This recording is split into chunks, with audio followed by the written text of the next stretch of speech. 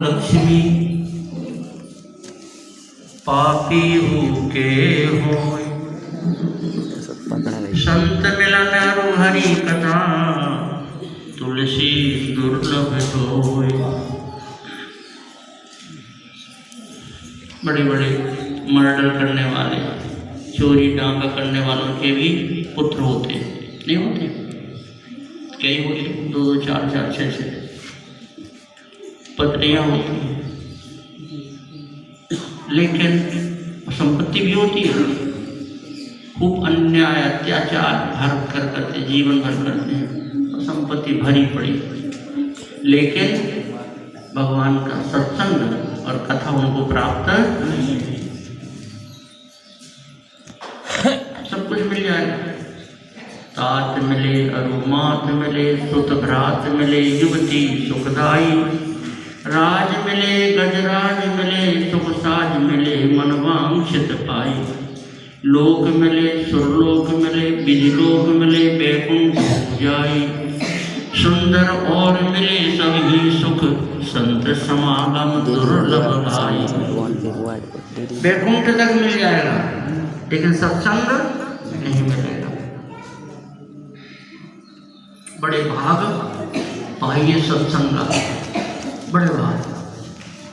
जो लोग बैठे हैं अपने को भाग्यशाली समझना चाहिए कि हम सत्संग में बैठे हैं। इसी के लिए मानव जीवन देव दुर्लभ कहा गया। देवताओं से भी दुर्लभ मनुष्य शरीर है। किसके लिए? ये भीड़ जुटाने के लिए नहीं। यहाँ तो कोई भीड़ नहीं है। बड़े बड़े शहरों में, दिल्ली मुंबई में इतनी भीड़, इतनी भीड़, वो सब भाग्यशाली नहीं है। सुर दुर्लभ वो नहीं है।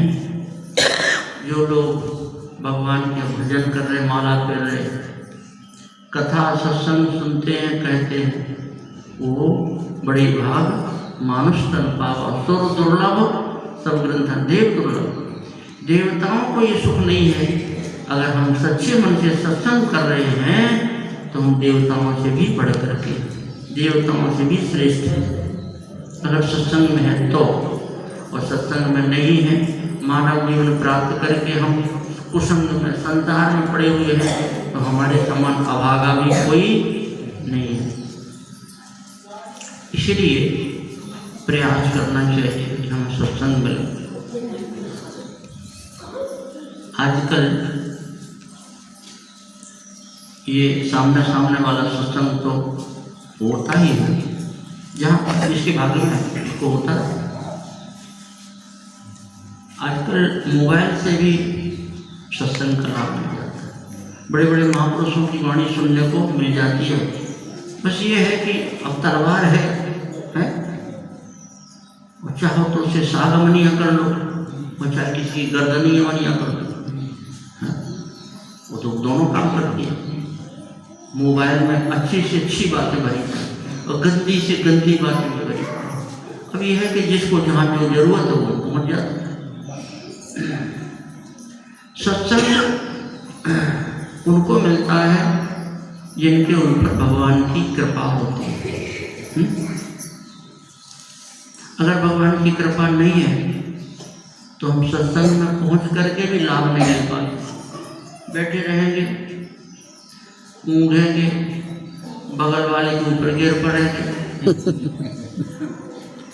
नहीं सोएंगे तो मन बुद्धि से खेत में चले जाएंगे, बाजार घूम आएंगे, बैठे यहाँ हैं, पता नहीं कहाँ कहाँ घूम आएंगे।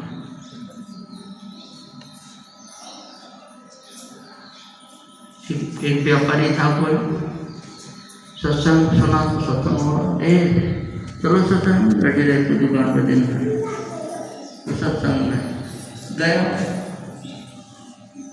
बूढ़ा था, लठियाँ लेकर चलता, लेके लठियाँ आ गई, बैठ गया पंडित जी के पास, बैठ गया और बैठते जा रही नहीं है तो सो गए।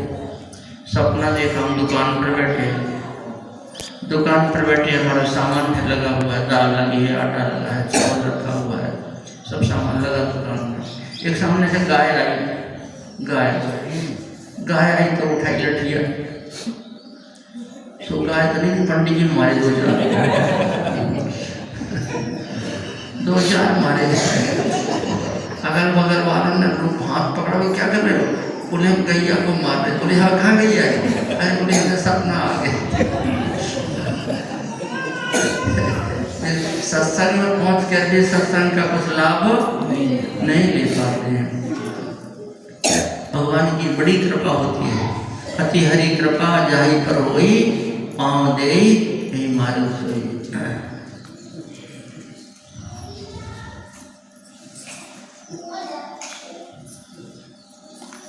हम भाव भरोस हनुमंता, बिनु हरि कृपा मिले नहीं सकता। क्यों सत्संग की महिमा है? क्योंकि सत्संग में उनकी बात होती है जिनकी बात करने से कल्याण होता है, बेड़ा पार हो जाता है। अगर सही सत्संग मिल गया, इधर बैठ जाए,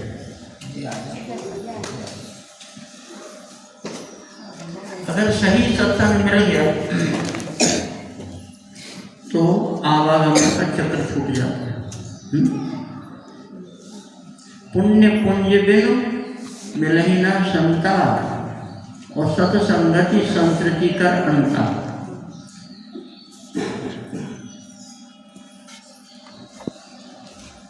पुण्य थोड़े नहीं, बहुत पुण्य होते हैं इनके। पुण्य पुण्य पुण्य मतलब ढेर, पुण्य का ढेर लग गया। पुण्य पुण्य बिन मिलही न संता, जब ढेर लग गया तब सत्संग मिलता है। और सत्संगति संस्कृति करांता, सत्संग जो है संस्कृति का, संस्कृति मान जन्म मरण, जन्म मरण का चक्र खत्म कर देता है। अगर एक बार ही सही सत्संग मिल गया तो जन्म मरण का चक्र खत्म हो जाता है। फिर गया तो लौट कर वो फिर वापस नहीं आता है। इसलिए सत्संग के प्रति रुचि होना चाहिए और सत्संग के प्रति समर्पण होना चाहिए। हजार काम छोड़ करके सत्संग में जाना चाहिए। ये संसार के काम बिगड़ जाएंगे तो नुकसान नहीं होगा, और सत्संग से वंचित रह जाएंगे तो हम बहुत घाटे पर रहेंगे। थोड़ी देर का सत्संग जीवन को बदल देता है। एक डाकू राजस्थान में, घाटम नाम था उसका, घाटम। राजस्थान में जात होती है मीणा, मीणा जात होती है राजस्थान। अब तो बात वो नहीं होगी, नहीं तो मीणा जात माने चोर, वो पेशेवर चोर है। उसका बाप भी चोरी करता था, उसका बाबा भी चोरी करता था, उनके चोरी का काम है। कहीं चोरी हो जाएगी अगर, तो आसपास कोई अगर मीणा हो जाएगा तो पहले नंबर में पहुंच जाएगा, बोले ये इसी ने जो। ऐसे घाटन करके मीणा जाति के थे, चोर थे पक्के, लेकिन सरदाता निशिशि अपहरण और संत दरस जी पातक डरे। संतों के दर्शन मात्र से, वाणी से बात नहीं, दर्शन से उनके बगल में बैठ जाए तो उससे उनके शरीर से लगी हुई हवा लग जाए तो भी जीवन में परिवर्तन नहीं होता है। अरे भैया ये मास्क क्यों लगाते हैं? आजकल चला है ना, है मास्क। ये बेलोट ऐसे लगा रही उसी का क्यों?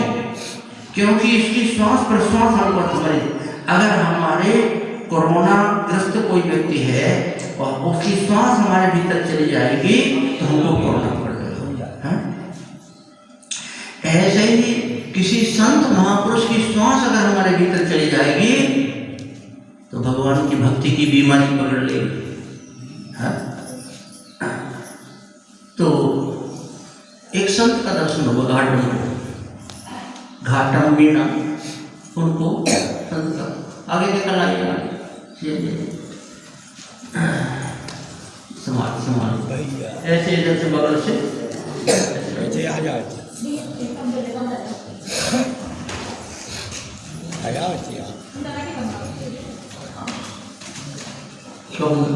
कब मुझे बात के सुनाते हम पूरे कृष्ण होते हैं